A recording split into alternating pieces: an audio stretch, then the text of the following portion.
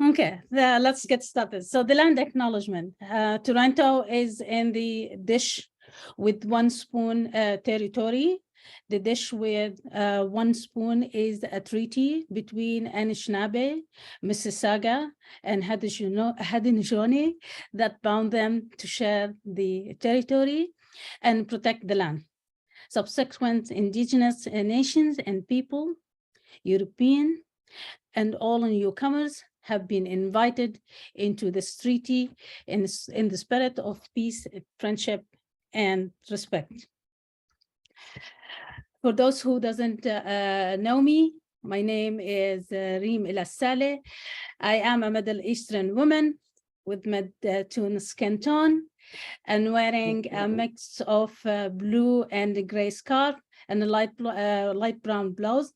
My background showing a blurry image of a school hall, and my pronunciation is she, her. I'm an associate professor at the Graphics Communication Management program, part of the Creative School at Toronto Metropolitan University, formerly known as Ryerson. And I'm also the Dimension faculty chair for the Creative School, which mainly focus on tackling DEIA issue in scholarly research and creative activity at my school. I'm also the proud instructor of the unique digital asset management course for the undergraduate level at our school. We are here today, joined by our wonderful experts and colleagues to discuss an important and interesting topic about how to manage metadata for a music asset with the diversity, equity, inclusion, and accessibility. Allow me first to go over some housekeeping. Please note that the workshop is recorded, and the recording link along with the slide will be shared with everyone after today's event. The closed caption has been enabled for everyone. You can view it by clicking on the show caption icon in the meeting control bar at the bottom of your Zoom window. We are also fortunate to have 2 ASL interpreters at the event. Our interpreter, Kimi and Kiera, both of them will be using 2-window ASL interpreter. You can pin their video by hovering over the video of their name, and then from the menu, you can click on pin. For the purpose of making sure that we are focused on the event, the video and the mic are now disabled, and we will enable the mic at the end of the session for the Q&A. We will be having a Q&A at the end of the panel. You can also use the chat to post your question, or you can also use it for engagement with the content that we have. I will be moderating the chat, so please feel free to use it to ask any question or concern, in which you can directly send it to me. During the event, we will be using Mentimeter application for the activity. This is going to require that you're going to use either your phone or additional window on your computer. We will guide you through this event, when the time comes close. And with that, I would like to welcome my friend, John Hordasiki, who is going to take the lead in moderating this event. Over to you, John. Thank you very much, Reem. Good morning, good afternoon, good day, everyone. I'm going to share and just make sure, play from start. Can we all see my screen? And we can hear me? Yep. Technology is working thus far. Good morning, good afternoon, everyone. My name is John Hordasiki. I'm an executive director at Salt Flats. I've been doing the good stuff of metadata, digital asset management, taxonomy, MarTech, all those good things for over 20 years now. Started my career graduating with a MLIS and MAS. So I am a librarian and an archivist. We're going to be okay today. Librarians and archivists are in the house. I went into the consulting space, started at Electronic Arts doing their DAM system and their metadata models, and then went into consulting where I've done Fortune 10, 50, 100 and up. All the fun industries, consumer goods, retail, media and entertainment, pharma, insurance. I'm also an adjunct faculty at San Jose State University, where I've been teaching a graduate course in digital asset management for over 16 years now. Do a lot of public speaking in metadata, digital asset management, part of Journal of Digital Media Management as an editor. I contribute to CMS Wire. I wrote a book on digital asset management in 2016, and I wrote a book on metadata that came out last year. My pronouns are he, him, his. I identify as a cisgender white gay male. I'm wearing a blue shirt with polka dots, a nice blue jacket, and my background is bookshelves behind me. And I will now pass it over to my esteemed colleague, Carol. Hello, Carol. Hello. Hi, you can hear me? Hello, my name is Carol Thomas Snipes. I am the Vice President and DAM Program Manager and Administrator for Global Marketing at Citi. I too have been in this DAM game for 20 plus years. Not just DAM though, covering a lot of things having to do with creative operations and marketing, project management, help desk software analytics, etc. And I come from actually a bit more of the creative production background. Having worked building dams for agencies and retail companies, entertainment companies, great many different industries. And so I come at this from, but the other side of the coin, which is actually not in here, is I'm also a musician. So I would say a semi-retired musician. So I play guitar and I write music and I sing. And you know, how music is categorized is an interesting topic for me, especially coming from the perspective of having been in this space at a time when categorization was different than it is now. So I am a cisgendered African American Caribbean female, dark skin. I'm wearing a green sweater with a white background, and my pronouns are she, her, hers. Thank you. Reem, do you want to make just a brief comment about Nora today, or just so? Yes, so we are unfortunate Nora can join us today due to some medical emergency, but yeah, so thank you so much. Thank you. All right. Before we get some interaction happening with everyone participating today, let's just do a brief overview of why we're here and some of the things we're going to be talking about today. Let's be inspired. Let's find a way to talk about music, but let's try it with an image. Now, this is a photograph of a record store, music store here in Vancouver, British Columbia, Canada. Designed by a firm. They have offices both in Toronto and Vancouver, and they wanted a way in which to represent music for everyone with the launching of their store. So what they did was they started writing down all the musical styles and genres, and the list kept going and going, and they thought, why don't we just put this on the window? And it's fascinating, exciting. It's all over Instagram. People come and just take the pictures. I'm not sure if people go in the store or not. I hope they do, but it's exciting because you start realizing, am I Brazilian? Am I new beat? Am I high life? Am I Yugoslavian rock? Maybe I could be some days. Am I lo-fi? Am I comedy? Am I Broadway?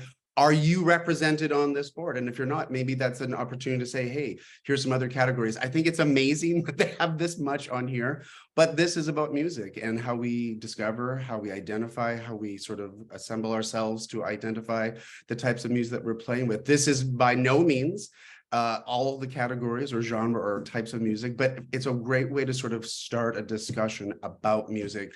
And then when you look at this list, you start thinking about things like, well, are we being inclusive? Are we looking at accessibility? Are we being respectful? Are we ensuring that, you know, everyone from Canadian indie to bluegrass to electro swing and more, are those types of things being sort of represented? And as we go through our discussion today, we're always going to have that in the back of our mind, is music and metadata, and how do we identify, how do we allow music to be a part of our lives, and how do we bring this in with sort of good management of the way we can discover music in our lives. And one of those ways is with really good metadata to manage that discovery. So great image, certainly inspirational. If you're ever in Vancouver, BC, Canada, come on down to Gastown and look at vinyl records and just, are you on that board or not? So that, with that sort of inspiration for us, we do want to take a little bit of time to speak about metadata. Now, for many of us, We've heard of the word before. It's a lovely word. It's meaningful for many of us who are participating today.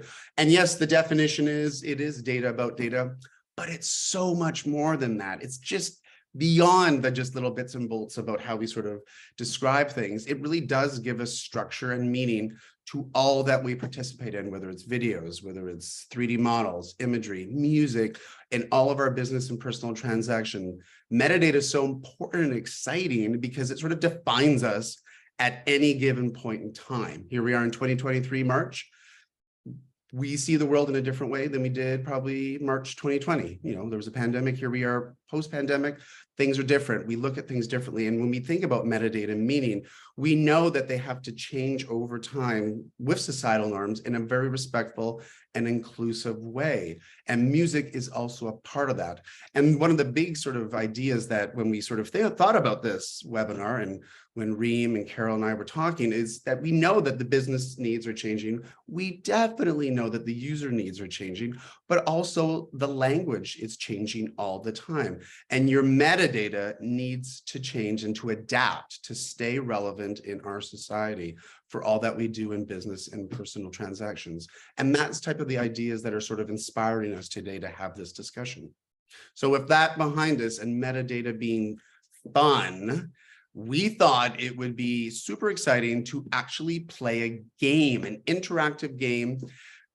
Technology, friend or foe, always exciting to do something like this live, but this is your opportunity to participate now. So I'm encouraging, if not sort of telling you, to go to menti.com and enter that code. You can also use the QR code. So I'm going to give a little bit of time here for everyone to get over there to do that. There's quite a few of us on this call, on this webinar today. So if we were in a room, we would be like, put your hands up if you sort of finished this task. So. And I think people could raise hands if we want them to do that from the reactions. Again, 39881491 is the code, or you can use the QR code as well. And with that, I'm going to pass it over to my esteemed colleague, Erica, who is then going to start playing the game. Hello, everyone. Hello, hello. Hello. I'm making sure that I can share my screen. Share sound, share screen. Here we go. So as John said, you can either go to menti.com and enter this code 3981491, or you can use the QR code on a device. Either way works. And let's start. So we thought it would be fun to play some music and have folks enter in what genre would you assign to this song. So I'm going to open up the voting and I'm going to start playing a song, and we're going to have a minute, and you are actually allowed to vote as many times as you want. You got it in there already. Already going. For voting. So I definitely had this song on a folk tape that I had when I was a kid. Bad jam. Bad jams. Cool. Road trip.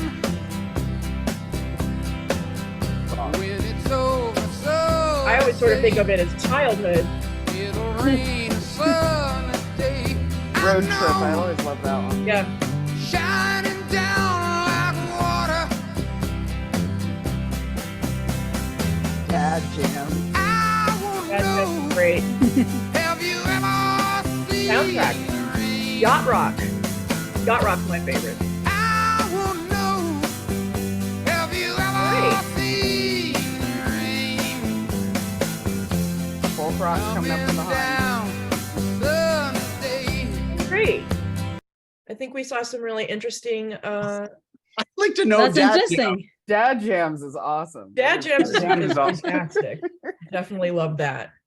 Can I So- just jump in quickly? You can, for the attendees, you can also use the chat for any kind of interaction if you want to Absolutely. as well. Let me take a quick screenshot of that. So This- that was our I first thought it was song. interesting. We see 60s and 70s. Do we even know the year of this song? I Yeah, think it's funny. I was thinking, 68, yeah. but there's, when we Is have it? the results slide, I believe it'll say what year Sure. it came from. And the next song, I'm going we go to again. set up right now and start playing. all right. And I'm gonna start the countdown. Open the voting. Starting the countdown.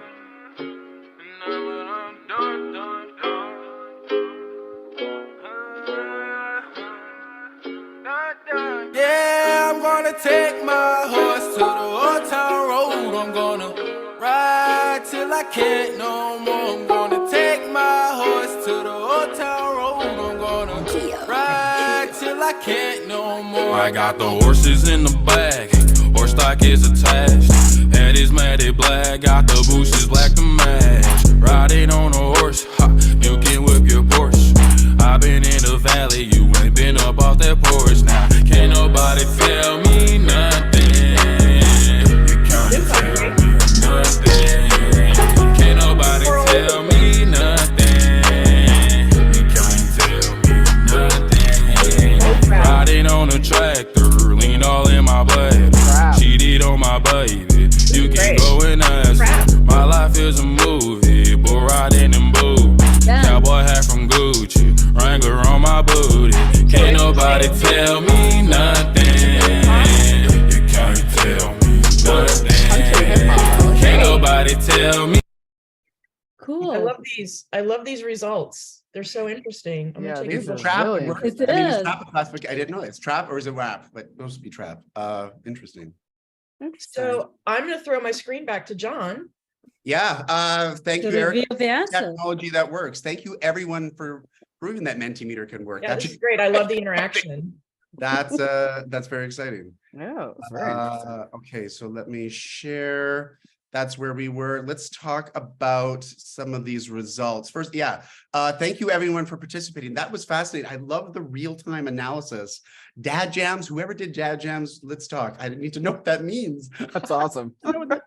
Okay, so I mean, name that genre. Here we go. So we have two classifications here. The middle one that you sort of see. So yes, that was Creedence Clearwater Revival. Some people know it as CCR. The middle one here is from the Pandora Music Services, and what they're saying is, again, this is what they say. We have some basic rock song structures, country influences, repetitive melodic phrasing. Interesting. Mixed acoustic and electric instrumentation, major key tonality. Carol, I don't even know what that means. Please tell me what that means. I don't know.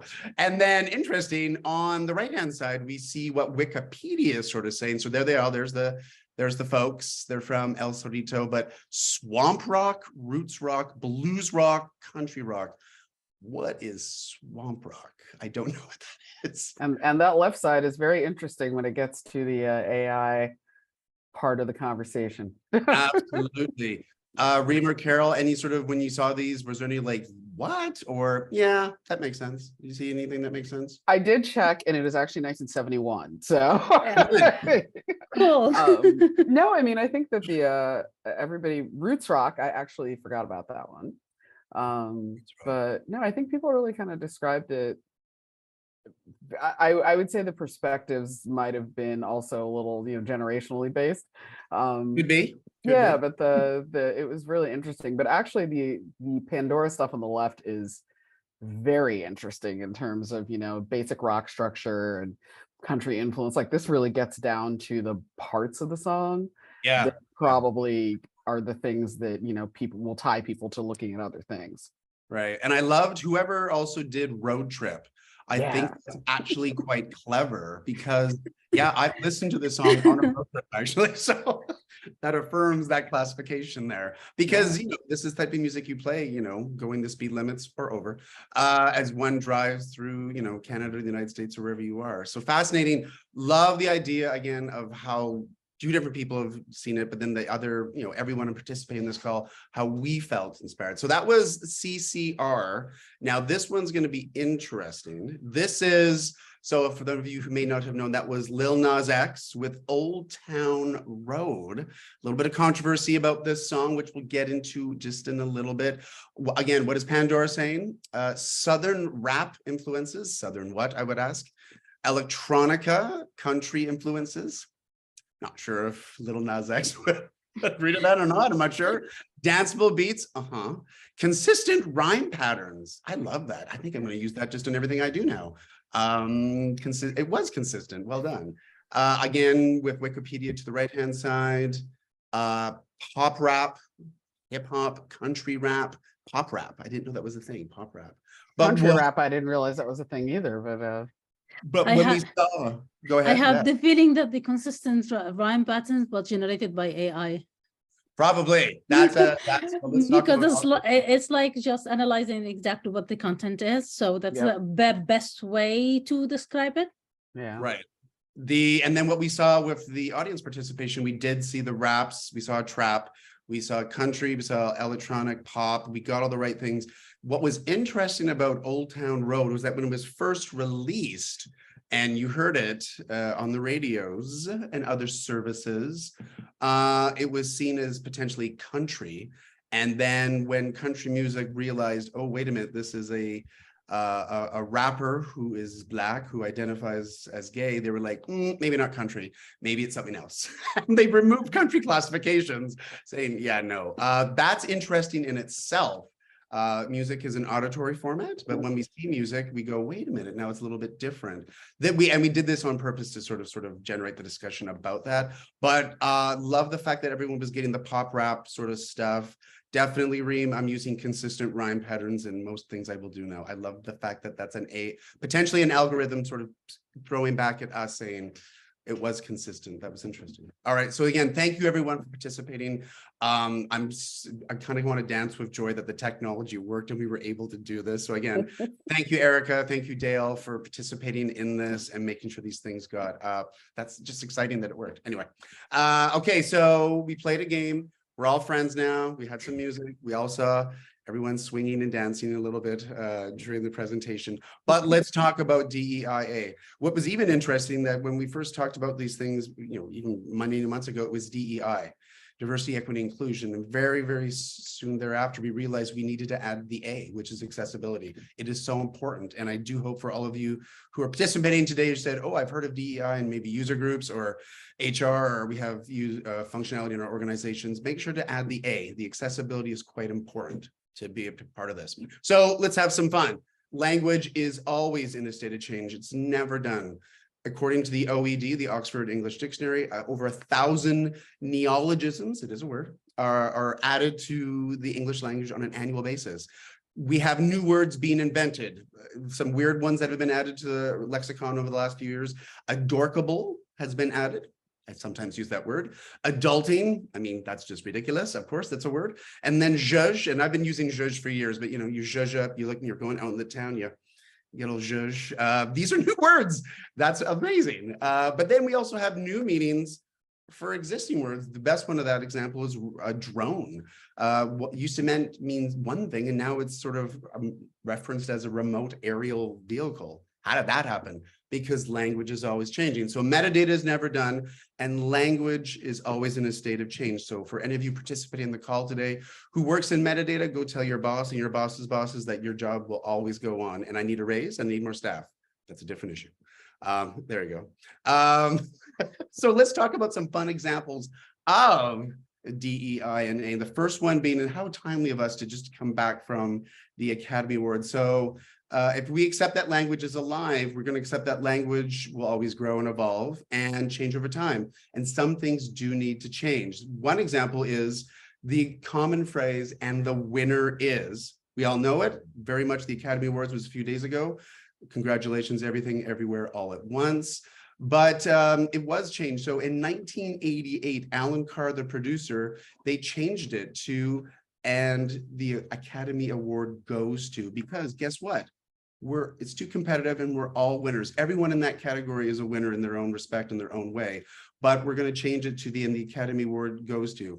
It then changed to, and the Grammy goes to, and the Golden Globe goes to, and et cetera, et cetera, et cetera. So they just made it a little bit more accurate in terms of cause and effect and sort of respect for everyone being a winner.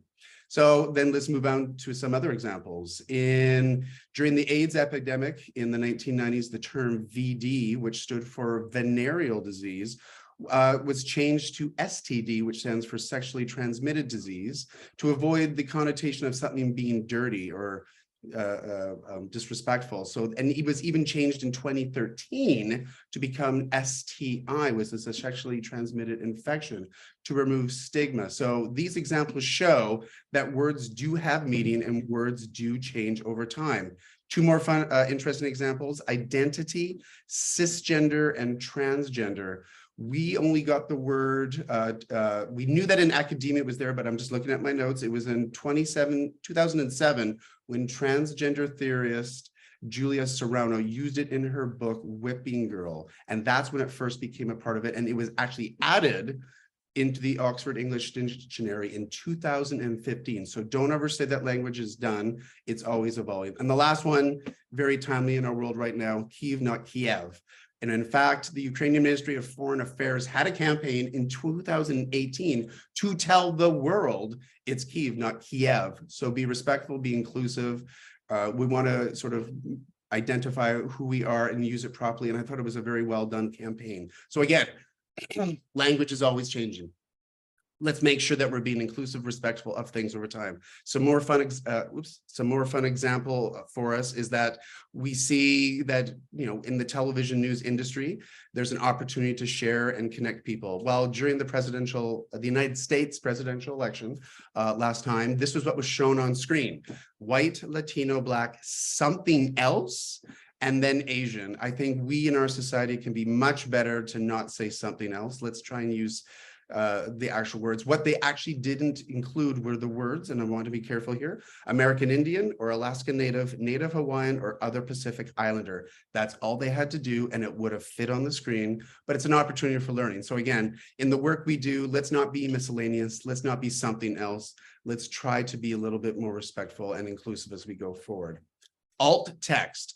Again, if we could put hands up in the room, hoping that most people do know what alt text is, but alt text is a great way that we are able to sort of add words to imagery to allow people to be the accessibility to know what it is that we're looking for. So again, when we introduced ourselves, we're sort of saying the type of clothes we're wearing, the backgrounds behind us, we're giving more information about the image at hand to allow greater accessibility and understanding. So for those of you who are not participating in alt text, again, part of the presentation today is to sort of inspire many of us to go back to our offices and say, can we start adding alt text in what we do?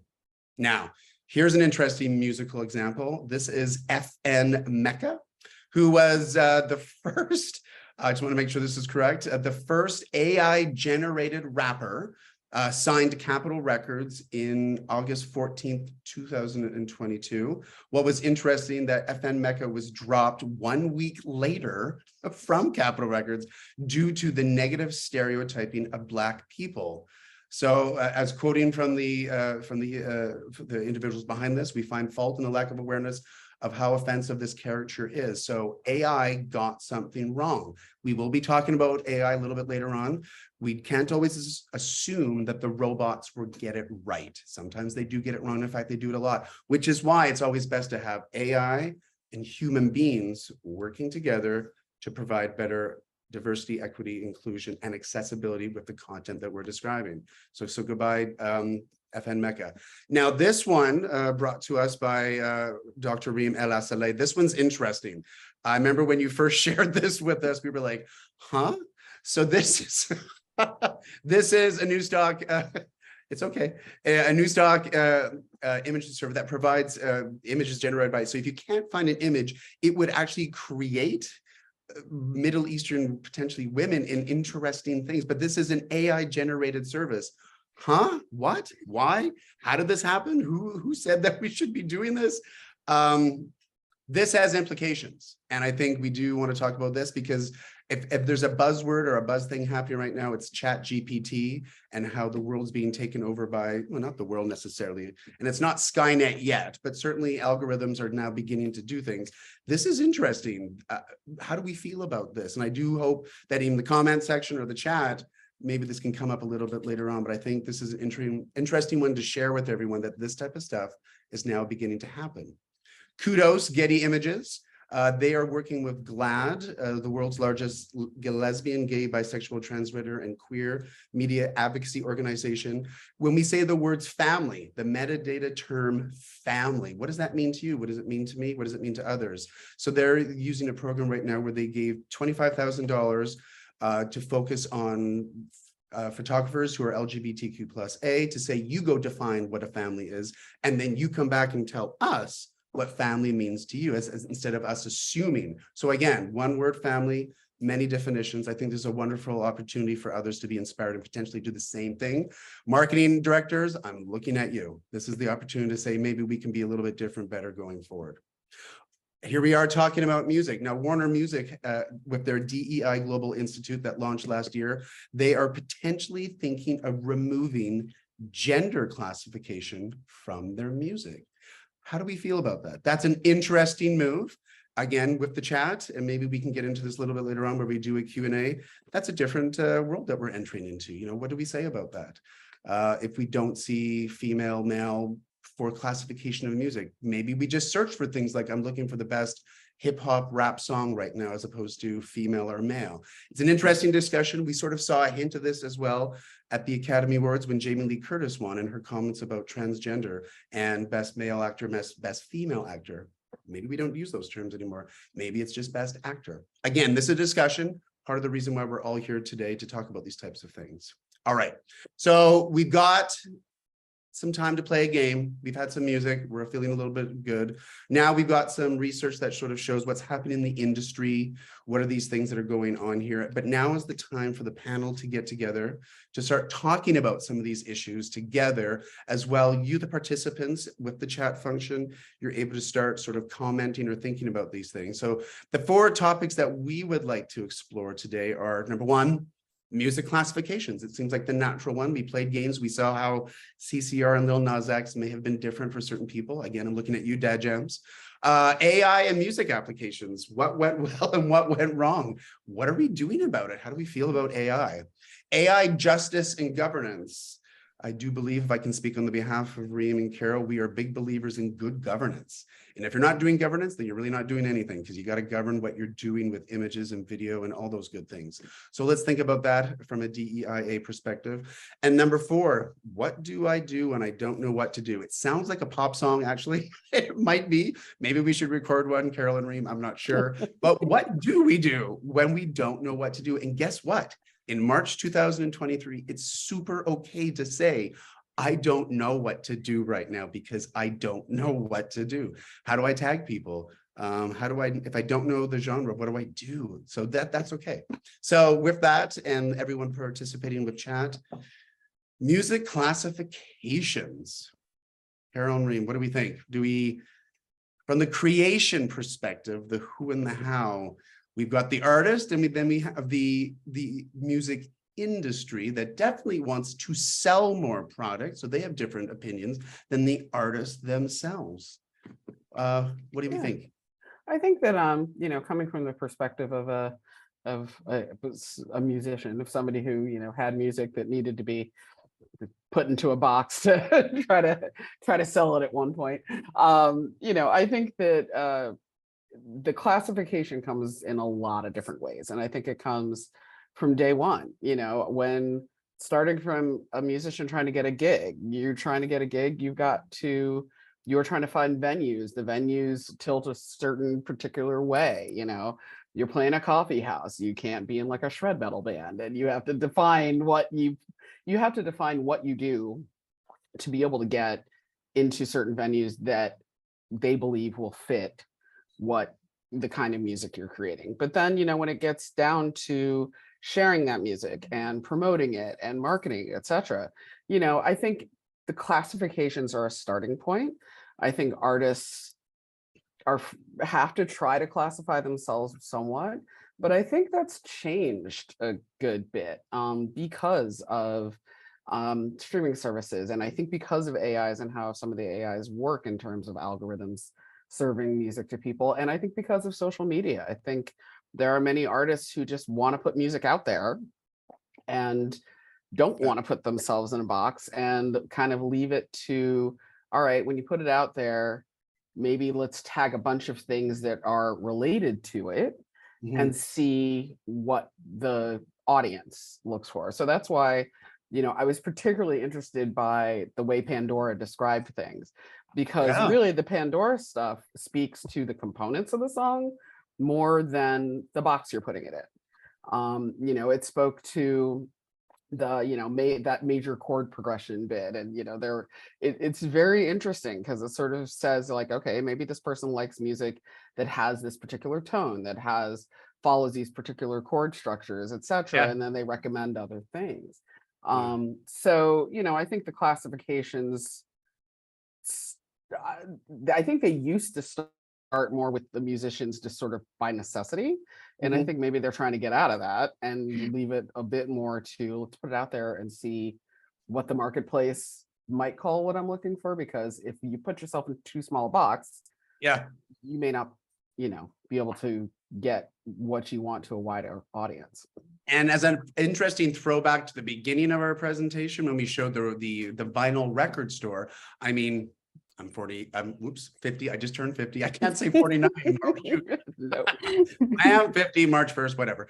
I love my age. Record stores. I mean, it was like you would flip through records going, is that the one? Is that the one? Who's that? I don't know what's that.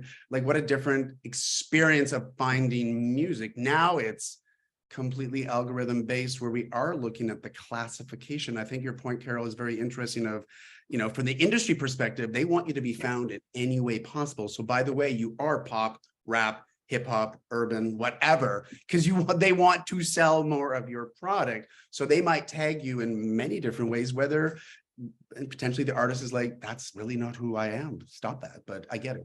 And to Sorry. a certain Yeah. extent, it might not be so much that's not who I am. It might be, maybe I never thought of that. To your point, Carol, I'm just gonna add one thing. I'm not a musician, but I come from a creative school, and most of our research for our students, we deal with creativity and we do creative-based stuff. So artists, they express themselves using their creative pieces, which is what music is one of them. So as a music or as a practitioners, they think or they believe that they can define their creative piece in one way, but to your point, the industry wanted to sell it in a different way, or at least they want to add more category to so that it can be reached out to different ways. So sometimes it's depends on how do you think or how do you look at the music from a different perspective and classification, given in your mind that even when we put it, even if the industry adds some tags in it, when you share it on social media, the user themselves going to classify it in totally different way, depend on the mood or when they going to listen to the music. So that's something else to think about. Yeah. And Yeah. I think we could probably have a whole seminar on what is a playlist. There's a concept that we never had 20 years ago. I mean, we could if we, filled with our little cassette tapes. Mixtapes, man. That's what a playlist is. Playlist. It's my interest. And when you go into these music services, you see other people's playlists. And sometimes it's like, oh, that does speak to me or it doesn't. So we went from a mixtape world to a playlist world, but it catches on quickly because guess what? It's very accessible to get these types of things. But I wonder, do you think the music industry is looking at the playlist going, oh, wow, good terms. Maybe I should use some of those terms in my stuff. I mean, Oh yeah. yeah. I would like to read one of our audience actually notes. Hi, Paul. Thank you so much for adding your notes. So I'm gonna read it aloud. Hi, I am a sound effect and a music librarian. From my perspective, a music supervisor and those that need to be able to quickly find an accurate track, the genres at least need to be controlled and accurate. Having too many creative and non-standard genres in your library will be confusing to professionals looking for a track for their production. Thank you. And I have another one just to jump in. Tracy, thank you so much. And describing a playlist is difficult because sometimes genre is not the main intent. Maybe it's the mood or activity. Thank you both. Exactly. Yep. Right. Hence, road trip. It's an activity.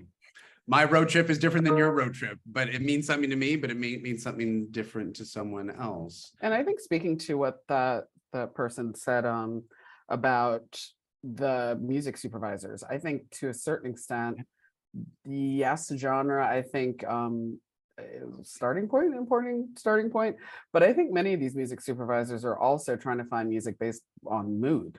It may even be things as, you know, the simplicity of the music, sound level. You know, if anybody has watched a TV show or a movie, especially TV shows, because they tend to get a whole lot of different music and string it together. You know, you can tell you start seeing the similar types of artists played over similar types of scenes, you know, which you know, I don't know if it's so much of a genre that it is more kind of like, you know, we're going for like quiet conversation or serious conversation, or, you know, drama or comedy, or, you know, that kind of thing. So it's interesting how, you know, I think you do need both, but I wonder how much genre is still the thing. Right. And So- go ahead, Reem. Go ahead. Paul just said that mood is a standard field. Yep, gotta be. I didn't know that. I love that. So ahead, we're Jen. familiar with the term folksonomy. So many of us in the library nerdy categories of what is a taxonomy. A folksonomy is when everyone can contribute to something. So again, in this world of streaming services and social media where we can add our own tags and our own meaning, again, what do we do about that? I mean, do we think from a creation perspective, do artists like to be, you know, when Beyonce's, you know, album came out, the LGBTQ community sort of took it over and said, that's our album, it's ours. What does she think about that? Do artists, where's that mixture of where artists are presenting their own material and the audience is taking it and saying it's mine, it has this type of influence? Someone's got to be watching this, right? Like whether it's the music industry or the AI, you got to think some of this is being tracked, or is that the right verb? I don't know. What do you think? It has been actually. There is a couple of research that actually use the user information or user tag and include it into the AI algorithm for a music recommendation. And they have been tracking all of those data. So yes, so there is a midpoint between what the industry think about and how the user are thinking about, and AI is taking all the benefit of all of those data. Right. So then in terms of the metadata, do we just add every, like it's pop, like we saw when we played the game and, you know, road songs, dad jams, pop, country, like, do we just keep on adding every metadata term? Like how far do we go? We're dipping a little bit into the governance talk, but like, do we just keep on throwing every little piece of metadata we can? How do we think? I'm not sure where we are going to further into this, but I'm thinking that most of the researchers are actually looking into that. The more data that you have, the better classification that you will get. Yeah. Yeah, because then they're cross-checking that against user preferences and you know, maybe making connections that they didn't make before. You know, I think that example that I kind of told you guys about, that, you know, my son's got he's 15, got a really wide ranging music music diet, that, you know, sometimes he'll play something for us and I'm like, where did you find that? And he's like, oh, Spotify recommended it for me. And I think it is from I don't think that would have happened back in the day. I don't think that you would have heard, you know, he listens to a band called Black Midi. Like there are lots of different bands, and he would have heard many of these things amongst your peer group or anybody recommending them to you. You know, he just listens to a wide range of stuff. Right. And I do think it's probably more because they aren't just looking at genre and they aren't just looking at mood. They're looking at things like beats per minute and you know, and like that rap cadence and phrasing, and it's what kind of stuff you listen to, and then putting it into the big machine and on an individual level spitting out recommendations and preferences. So to a certain extent, you know, I don't know how much in this context a lot of user keywording and tagging can lead to junk, whereas I think in other contexts it feels like a lot of user generated information can probably muddy up your your library. So I don't know, in this context of music, it's interesting. I think it may be that more is not a bad thing. Yeah, I am going to read the Tracy comment, and then I'm gonna actually share with you a comment or an actual quote from a research to talk about that specifically. So I will start with the Tracy. Tracy, thank you again. Specificity versus comprehensiveness comprehensiveness. I think being too broad or having too many general or descriptive tag dilute results and recommendation, but the connection, like related concept, become even more important. So that's really interesting. And I'm just gonna read like a quote, like a summary from a research that was discussing AI algorithm and music recommendation. And I know that we now jump into the second point, but this is all related. So just a quick AI algorithm used by music streaming service are better at providing accurate recommendation for those who enjoy mainstream music. However, the algorithm often miss the mark when it comes to recommendation for those who listen to non-mainstream music genre like hip hop or heavy metal. So the more people listen, the more accurate result they're gonna get, because of the more like tagging, or they generate more data than just a normal end user has no information, background information about genre, or coming from a different culture. So I want to point out the culture thing. So I come from a Middle Eastern culture. I don't know, or I don't recognize all the genres in English music, although I like this song more than this song, but this doesn't mean that I actually understand the classification itself. So this is going to be affected a little bit. And I think so as we get into the AI discussion, this is very much about recommendation. What I love about music is that it is such a social creature, in the sense that we all participate in it. We may not have the same taste, and we appreciate others' taste in music, but it's all about the socialization of it, which is why I love recommendations that are really happening. It made me question, did we not recommend music before? Of course we did. We just did it. We did it in different ways. We were in the school cafeteria. We were at our lockers. Did you hear that new Duran Duran album? Yes, I'm dating myself. I don't care. But like, that's how we did socialize music. But now we have these engines that are working for us. Like you said, Carol, about your son, he was being recommended music. Literally, robots are saying, I think you're going to like this. I think you're going to like this. But that is all driven by zeros and ones and algorithms. And that's an artificial intelligent thing. Is it working well? Is it getting it? I think the interesting thing is what was being recommended to him was not mainstream stuff. Like, very much not, it wasn't anything that any of us had heard of, stuff that even his own much of his peer group hadn't heard of really so much. So that was the most interesting bit, was it literally did turn him on to new music that was not pop, was not, big label, whatever. It was some niche stuff. So, I don't know how the algorithm tied that together, but the fact that he likes Radiohead and Tyler the Creator, and how it tied all that together. But it's it feels as if it led him down the road to more diverse stuff. And more interesting stuff than it would have back in the day when you were just like listening to what your friends listen to, Right. Even though that had influence, but certainly not as wide an influence. Right. And we do know, so we had the example of FN Mecca that went wrong. Perhaps we shouldn't, dip too far down into the science path and start making virtual artists. Maybe that's not a good thing to do. And sometimes there has been research that has shown that the AI does get it wrong sometimes. 2 examples in terms of the voice. A male falsetto, the AI will pick it up as potentially female. And the 2 examples that we saw in research were George Michael and Freddie Mercury. And when they do hit the high falsetto notes, the AI said, oh, that's a female voice. Why? I'm not too sure. But, and if anyone's ever heard Kim Carnes' voice, that's a lovely raspy voice. Does it matter? But, so sometimes AI does get it wrong, and that's okay, again. But I guess I sort of said earlier, and, this is where humans and robots need to sort of coexist and sort of play together in some ways. I have, I'm going to read up another comment from Andrew this time. Thank you so much, Andrew. We have a specific tag categories with subtags in them that only our music director can tag while they are inputting albums in our system to play on the radio.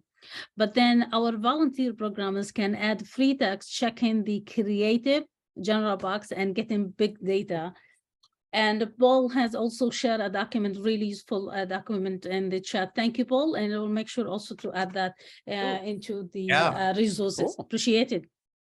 That's great. So we do have some slides of resources. And for those of you who are contributing, thank you so much, because I think we're going to keep on adding to this as we keep going forward. So that's very interesting.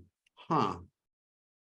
How do we I feel? want to add something about the AI thing and the interaction. And thank you, John, for mentioning actually the when AI did something wrong.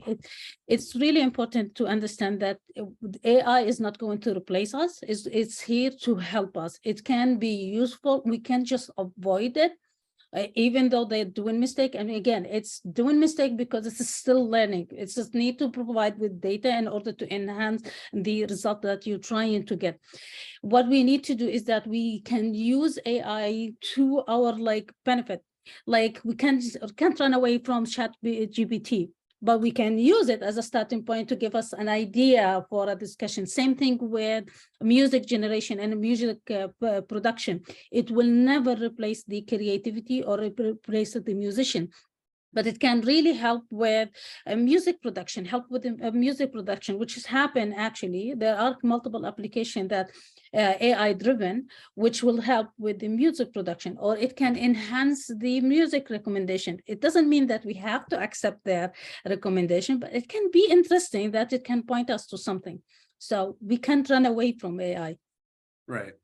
We can't run, and it's a recommendation, not a prescription. It's not saying you're going to like this. It's like, well, I might not. But thank you for participating. I guess my interesting question about the algorithms, and again, for those of you participating today, we shall be asking questions about how did it work? Who's doing it? My question about AI and algorithms is who's actually doing the coding in the background? Is it all cisgender white males? Maybe we shouldn't do that. And we have great examples in research showing that we do need to have diversity in the coders and the programming behind it. We have some, again, in our references list, Coded Bias, great documentary that we can all watch. You know, who is doing the coding behind the scenes, and are they looking potentially at a different lens upon, you know, right at an inception of creating the algorithms? Carol and Reem, how do you feel about the code? I mean, I think that and also one of the questions I would wonder is the coding. Is the coding different when the coding is related to something auditory as opposed to something visual? You know, I think one of the examples, just on a personal level, which is interesting, is, you know, I'm clearly a Black woman.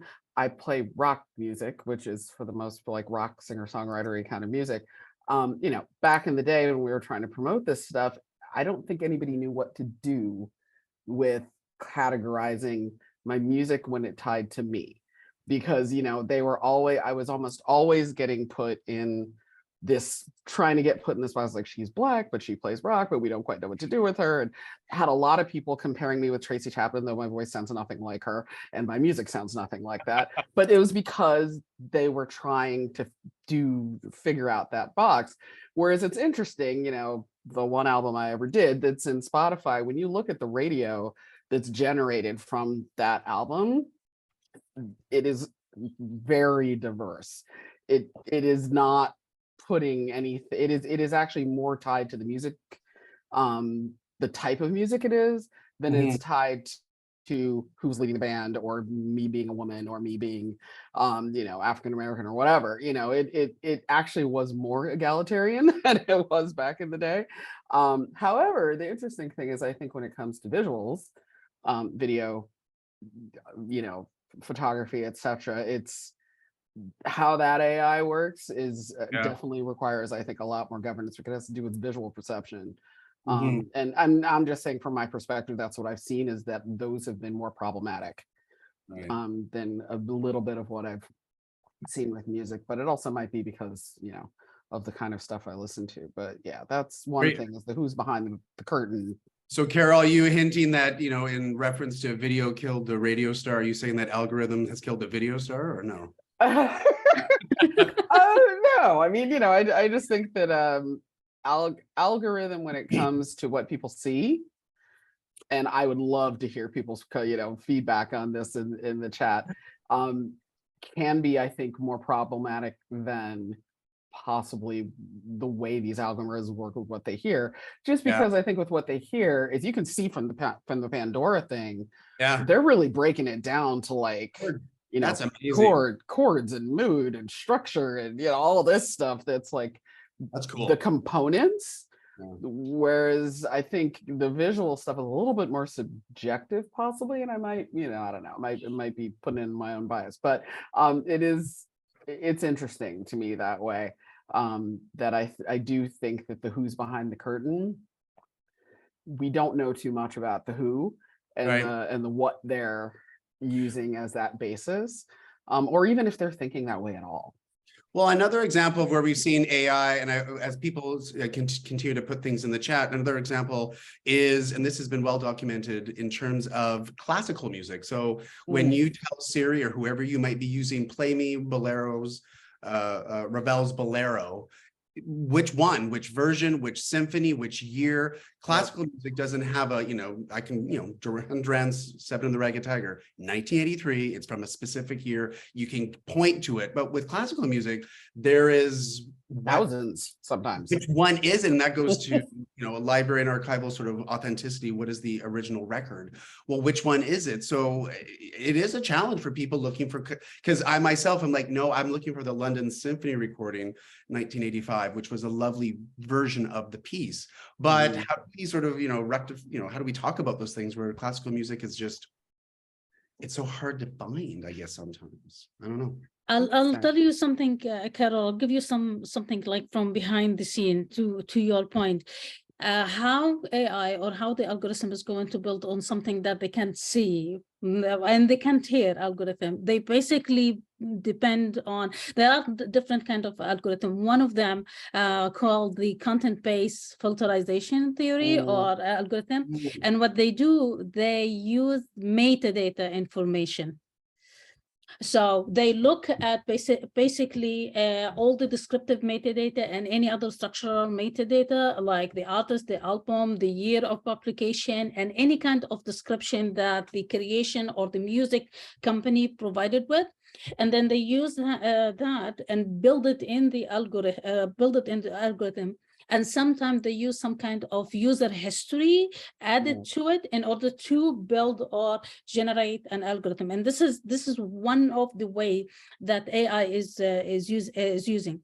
And in another research, as I mentioned, is that beside all those information, they're now using the tags that is generated by users. As a way to enhance the recommendation. So we can't see, we can't hear, but we depend on metadata. And that's why to John's point, governance is really important. How do we classify information is important. What's the language that we are using in order to add this information is important. And we want to keep in our mind that often the time, the creation or the music or the artist, they don't know what is the best language to use to describe the language, because they express themselves by the music, using their music. So whoever is responsible for the metadata thing need to make sure that they input really an inclusive information in a way that whatever algorithm is going to be built, which is most of the time, those algorithm has been built like years and years, and it's not updated. It's a standard. So it's depend on the metadata, on the information that we provided to enhance that algorithm. Yeah. So what do we do about that governance then? Because governance, I mean, here we are now in topic 3, our governance. Carol, you had a great example of the music industry of where the award was, or the classification of the award category had changed over time-ish. Do you want to share that example? Yeah, it was interesting. Something that I remembered was that the American Music Awards, for a period of time, you know, they had sort of best R&B artists, and for a period of time they changed it to best Black artists, you know, best Black female, best Black, you know, song, or etc. And, you know, sort of it was changed over a shortish period of time. But really the thing that drew the change came from the fact that there were a great many Black artists who were putting out music that did not necessarily fit into the R&B category. Right. Thus, and they were huge out, like Michael Jackson and Lionel Richie, and it was sort of, it was actually moving people who were in the R&B space from getting awards in those categories. So you know, the American Music Awards decided to change that category somewhat to this name of like Best Black Artist, which is in and of itself incredibly problematic. So I think the results of what came out of that, they ended up having to change it back because they found that it didn't necessarily solve what they were trying to do. And it in fact pigeonholed people worse and was actually offensive, and it ended up changing back. But it just speaks to the norms of the day. Like hearing something like that now feels just appalling. But by the same token, I think as an industry trying to figure out how to use this categorization to their benefit, I think how to make sure that they could cover these different genres of music and try to sell as much of it as they could by naming it whatever made the most sense. So it definitely means when stuff changes over time, they changed over time kind of relatively quickly because of how that was received. And I mean, that still goes on to this day as people are talking about changes. I think, John, you're going to speak to the fact that there's talk about getting rid of the gender classifications in music awards. I think speaking of Tyler, the Creator, he has a lot of issue with his music being described in award ceremonies as rap necessarily, because he feels as if it pigeonholes him, and it's can be ghettoizing because of just kind of putting what he does in a box. So and a box that has its own cultural its own cultural history and baggage attached to it. So again, it speaks to what do you do with the changing waves of what is going on? Do you really implement those changes into the taxonomies and the structures that we're building when it comes to metadata? Or do you watch them and apply things as synonyms and to like make it a part of it without completely changing what the structure you're trying to do? And I think that's kind of where the governance comes in. And those are decisions I think people have to make on a kind of case by case basis. Is kind of don't want to throw out the baby with the bathwater, but you got to listen to what's going on. So if we could do like a quick, sort of hands up for those participating today, and you can use the chat if you so wish, who is using governance in the type of work that you're doing, whether it's auditory, music, video? Are people using governance now? Because, we've done this before, Carol and Reem, and we've sort of seen a fairly interesting response to are we doing governance or not? It's always kind of curious to sort of see who's participating. I don't know, Reem, if you're seeing any feedback from people saying yes or no or other, but no, not yet. What we see is that those who are applying a level of governance is a very. We have a yes. We're getting some yeses. Good. We have a yes. Yes. Governance is good for a reason. Governance, it's not an option anymore. You do need to watch these things very carefully, because if anything that we've seen over the last hour is that, language has changed and things have changed and cultural norms have changed. And there are certain words we don't use now for very good reason. And we do need that governance to be around music and imagery and video and other sort of forms of media to say what is the right thing to do at this time. So I can't say enough about the governance behind these types of things, that it's so necessary. I mean, you start seeing things like Warner's potential to remove gender classification. How do you govern that? How are will the AI get it right or wrong? Like, how do we feel about, some changing the governance a little bit, with the musical categories and the gender being removed? Is it going to make it trickier, do you think, or is it going to make it easier? Does it matter? Maybe it doesn't matter to us anymore. What do you think? Oh, I think it matters. It matters. But I think, it matters, but then it gets down to like, okay, well, if it matters, what do we do? And I think that depends on the business you're in. I think it depends on the purpose of whatever system you are working with using metadata for, the purpose of it. And, I think what you're trying to put out there in the world, it's not a one size Mhm. fits all proposition. Well, and I think, so I've seen many examples, and I know Carol, you've seen some of these, and Remy, you've seen these, where people are now retrospectively going back and changing the metadata of some of their earlier stuff because they just don't work in 2023. Some of the metadata tags and the classifications and the words that may have been used no longer make sense in 2023. And I think that is a good thing to sometimes be cognizant of the future, of where we are, or sort of the present, sorry, in 2023, and say, actually, some of the classifications we did have before in terms of our metadata descriptions, it's okay to go back and say, it's actually a different term now. I'm a big believer in the notes field. I do love a good notes field. Yeah. This used to be this, but is now this. And here are the reasons why. I mean, never delete. I mean, my goodness, don't ever delete things, but certainly add the note in to say why we made the change. And Yeah. again, this was I can't speak enough about the good notes fields. It's really important also to educate people. Why did you do this kind of a changes? So changes happen everywhere. We have one of the big famous example of a changes. Our university's name Yep. changed from Ryerson University into Toronto Yeah. Metropolitan University because of a cultural influence to changes. It's related to the indigenous people. And when we apply a governance, we apply to almost everything. It's not only about music. People working on asset management, digital asset management, we deal with different kind of asset. So every single thing need to be reviewed. And to the point again, to the governments, AI is not smart. It's smart because we created that. We build the application. So let's stop pretending that the AI is smart. We make the AI smart. So yes, we need to go back and look at the algorithm. Yes, we need to go back and look at the way that we add or tag those music to the point that Carol said.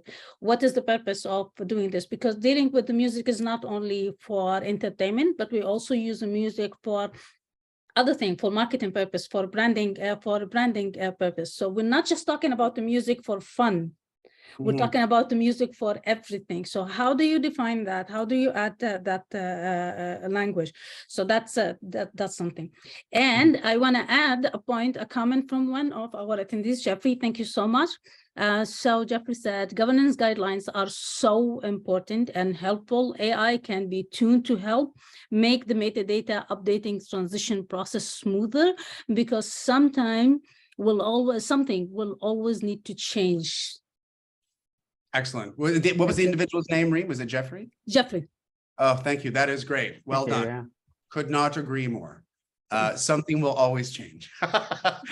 We live in everything but constant change, right? Yes. And that's why we need governance. For those of you who are participating today, who might be listening later, if you don't have a governance program, we recommend you start considering initiating a governance program to help you manage your content going forward.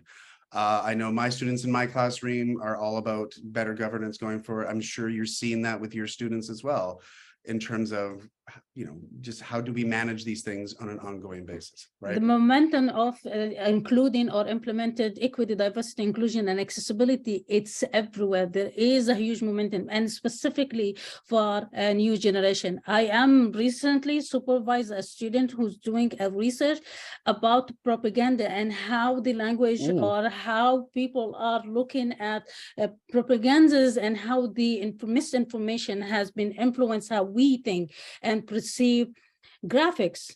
So what do you think? Also, the same thing is going to be implemented into music. The new generation are really hungry about implementing equity, diversity, inclusion, and accessibility.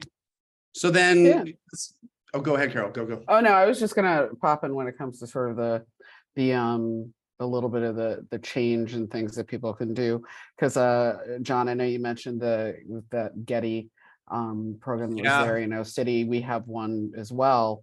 where we are working on these D&I toolkits for imagery, at least. And really, and putting those toolkits into our DAM and doing that tagging has been a critical part of sort of, where I've been involved. And it's been interesting because, we work with Getty to create these toolkits and what they call these different lenses of identity. And really the whole purpose is, like you said, for somebody in our system to be able to go in and type the word family and see multiple different types of families and, and from different perspectives, so that then our brand, where we're putting it out into the world, can show families in many different ways. But, when it comes to that tagging, it's been very much something that we're building upon what we hear from our users, because for certain different portions of this type of tagging, it's different dependent on region, and we're a global brand, so it also is that idea of, in one country, one particular thing like ethnicity or any of the other terms that we would use having to do with identity is different and is seen differently, where there are terms that are used in one country that are offensive in another. So how you manage that and handling that information is something that has been really interesting. And I've been working with Getty and when looking at their keywording and what they use, and also getting feedback from our partners and our city people worldwide about, like, okay, this is what we're hearing from Getty, but what do you guys use on a daily basis? So again, I think it's getting the information on a let's call it keywording professional level, but then also, again, hearing from users, hearing from people about what's important to them. And this is a great segue, because we have one last topic, and then we do want to get some Q&A from the audience, who have been so wonderful today. Thank you so much for really very participating. interactive. It's great. So it sounds like a song title, actually, but what do I do when I don't know what to do? What do we do? What do we do? We just say, I don't know. I mean, no. Do we do what CNN may have done and just say other? No. Miscellaneous, not a good word. Lazy. So what do we do when we don't know what to do? What do we do? I think so. It's funny when you said miscellaneous or any of that stuff. I think that that can be some, I have like a not identified tag for, which is really more on an administrative level, to be like, okay, well, these are the ones that we have not yet figured out what to do with. Right. Of course, that's not visual to the outside world, but it is important to know that, because then you start seeing some patterns of, like, what are the things that are really hard for us to categorize, and why are they hard to categorize? And some of it has to do with where in the content life cycle are you getting the information. And I think that when it comes to music, maybe it is getting the information from the artist and deciding, how close that comes to things that are in your algorithm, etc. But I think when you don't know what to do, it's never a bad thing to ask questions. Absolutely. Ask questions, reach out to whoever it is in terms of a stakeholder, a person, a user, or whatever, that is of the thing that you have a question about. I think that's the best way to go. Yep. And not necessarily, don't go boldly making assumptions. Oh, don't assume. If you see an image or a piece of music, you're like, oh, I think that's this. You can't assume it might be, or because you don't want to get it incorrect. So I love the effect of no assumptions. No assumptions. I would like to add to that we are looking at the music there's two different kinds of music. There's a music that contain lyrics, which is really helpful, that you either go to, as Carol said, or do like what Pandora AI did, just look at it and see what the pattern is and describe it. So that's one thing. But with the music that doesn't have a lyrics, so for this one might be a little bit difficult to actually categorize and try to find where do you want to use it, and especially for those kind of music that you can use like for a background something. So again, it's depend on, I would say, to be safe, it's depend on like the objective, why you using this, or why do you adding this into your classification. Based on that, you can add your description. And again, to Carol's point, it's okay to ask for help, and it's okay if you don't know. We are here to learn, and especially now, because it's important, and we all need to understand, and we not to understand to be safe, but to understand because we want to be inclusive. We want to implement the change. We want to learn. So that's the thing. Find resources, go to the source as much as possible. It's the same practice that you have to implement it, not only for music, but for anything that you're going to tag. Yeah, and this, I mean, we went from governance to this, and I think that's a natural thing. So again, governance is that great opportunity to get people together. And again, governance is best when it's best served by difference. So don't have all the creative group in one thing. Get your creative people, get your marketing people, get some legal people in there, get business, get IT, get a whole bunch of different people in the room and say, how do we tag this? I don't actually know what our current standards. Ask. We, over the last year, have collected a whole bunch of great research and references that we are going to be including at the end of this presentation that we will be able to share with you all. But again, to Carol's point, put your hand up, ask questions, and don't make decisions in vacuums, you know, in silos or in islands, whatever metaphor you want to use. Go and ask these good questions. And there's a great community out there, whether it's creative, whether it's librarianship. There are many people out there who data. The example of what Getty and GLAD is doing. I mean, there are people looking at this on a regular basis on diversity, equity, inclusion, and accessibility who are looking at this, and we're learning as we go. In fact, the fact that we added accessibility this year, I think is a great thing that we added the A to this. I think it's so important that we are. It's a, you know, metadata has always been said it's a snapshot in time. It is. That's why we have to keep on looking at it all the time, because it will change and evolve. I will add one point. Sorry. No, I'll add one point, and then I'm going to read a comment from Susan, one of our attendees.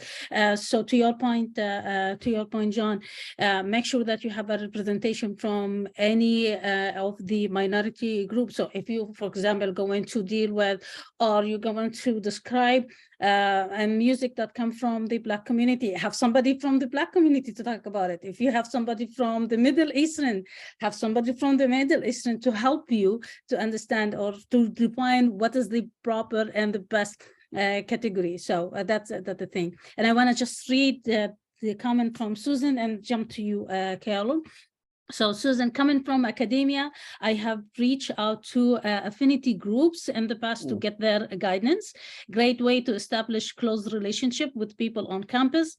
Not sure how to cooperate, what would go about this, but I'm sure it would be well received by the affinity groups. Yes, it will. And we do that also for research. So if you're building research that touch a specific community base, we have to make sure that these are not only part of the consultation, but an important part of like the author, an important participant. What's you, Carol?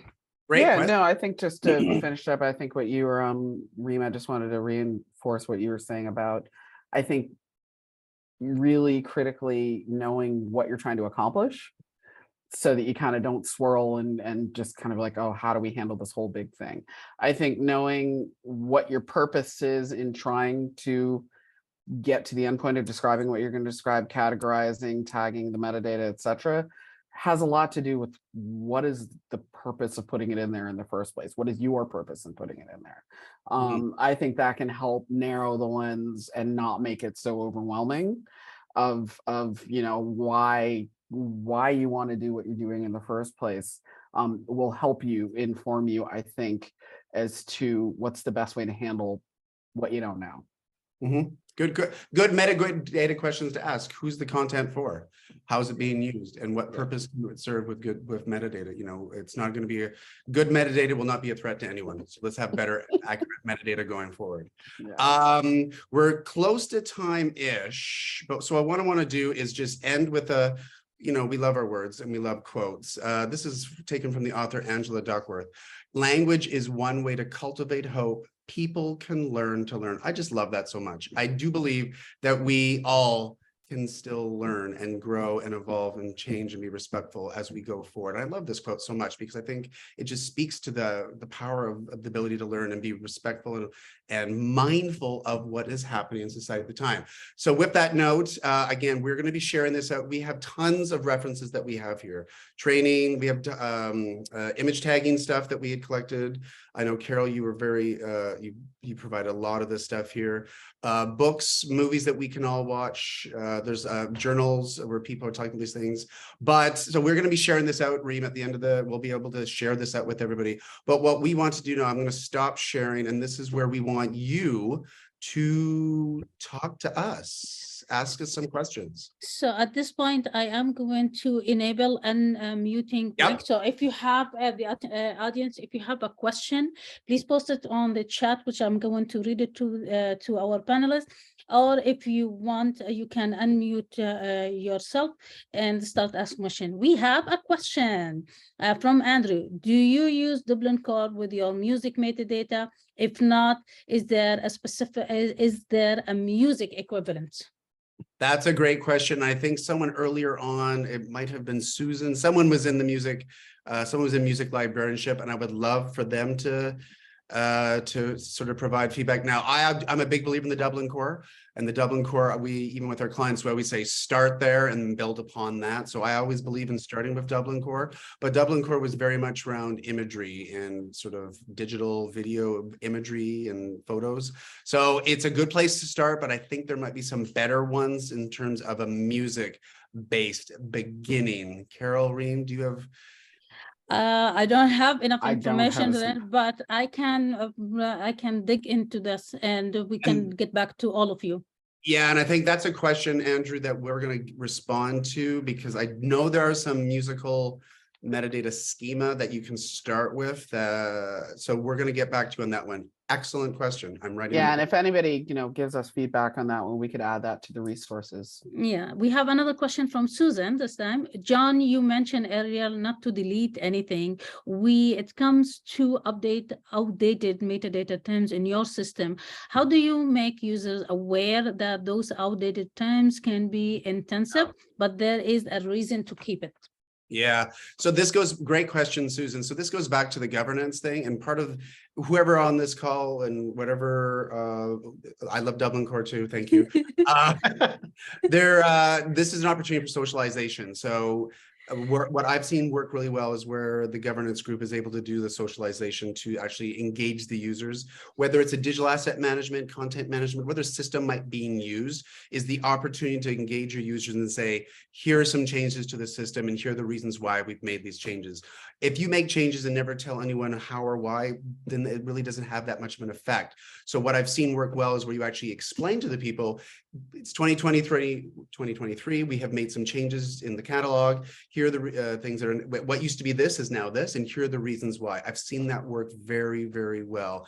And there are reasons to, again, we sort of joked a little bit about it, but in all seriousness, the notes field is so important to have a record of that going forward. But the opportunity to engage your users in whether it's a lunch and learn, a virtual lunch and learn, to explain those reasons why is very helpful. And what I've seen work well is then when people are like, oh, I want to join your council. And that's great because you get more and more people participating in the decision-making going forward. So I've seen that work very well.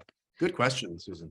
Thank you. I would like to add to that, from the experience of our transformation from Toronto to from Ryerson to Toronto. Some of the people will miss that announcement or will miss that meeting. So it's really important that you keep that data somewhere there. We still have people type in Ryerson and it's all automatically going to direct them into Toronto. There is still an information. We have a page also that explain the change and explain why we did that. So just for the mind of people, you can't just delete the past. You can't ignore, even if it is offensive, you can just delete it. There's still people unfortunately using that. So we, in a way, provide an opportunity for learning. You use it, but we're going to direct you into the proper place. And Paul, thank you so much for keep adding the resources. Please keep doing this. We're going to add them into the slide. I love this. Our research list is going to get bigger and bigger and better and better. And that's why we want to do this. We want to make sure that people are seeing the good things that we can keep on doing with this. Good questions. Good ones. Thank you so much. Any other questions? Okay, so if there's no question, I want to take this moment to, first of all, thank you, John, really for the great panel. Thank you, Carol, for your insight. And I want to also have a special thank you for our ASL interpreter, both of them, Kimi and Kiara. Really appreciated your effort being here and provide the ASL interpreter. This is part of us trying to be as inclusive as possible. Please feel free to send me an email with any question you might have, and I'm happy to forward those questions to both John and Carol. You will receive another email from me that include the slide and include the recording. And if there's any question, I will try our best to include them. Also, if you have any other resources like Paul, please help us too at the resources. And with that, I want to thank you, everyone, and appreciate your time. Any last comment, John, Carol? Thank you, Reem, for coordinating and initiating this. I thought this was Exactly. an excellent discussion. It is recorded, everyone, so I know people are like, ooh, can I listen to this again? Absolutely, yes, you can include and enjoy and add others to discussion. But I think this is an important topic. As we sort of said at the beginning, metadata is never done. It keeps on going. I think this conversation that we had today is not done, and I'd like to do this on an annual basis. So we keep on engaging each other, learning from each other, and as the better we get, and we're going to share more information. So I love it. Carol? Cool. No, just thank you, everyone. This is it was really interactive. Everybody gave really great questions and Nice. led things on. And again, if anybody knows of the premier metadata schema that people use for music, chime in. I'm sure Nora probably has that answer and will give Right. that to us when it comes to the resources. But just thank you, everyone, really. Yeah. And thank you, Reem and John, for bringing us together again, our ASL interpreters, and Mhm. really good And conversation. to Erica and to Dale, who worked Yes. behind the scenes, technology, friend or foe, doesn't work, but that game was so much fun to Thank you. play. It was so much fun. I don't know. I still need to figure out what Dad Jams is, and I think Tracy's now giving me something about Dad Jams, but great game. Play at home. Seriously, play that game at home with your friends. How much fun would that be? Oh, Oh, whoever, Roberta. because you, Roberta, I mean, I need to do Dad Jams. I don't know what that means, but I love Dad it. Jams, But that's awesome. play We're this gonna- game at home. Play this game at home with your friends. It's a super fun way to discover more about each other and appreciate the music that we have. Awesome. And Thank you. Paul, you rock. 4 more. He added 4 more resources. Nice. Great. We love it. Thank you, Paul. everyone. Thank you, Cool. everyone. Thank you, Appreciate everybody. it. Thank you. Have a great day, everyone. Have a great day, Have everyone. a great day. Thanks, everybody.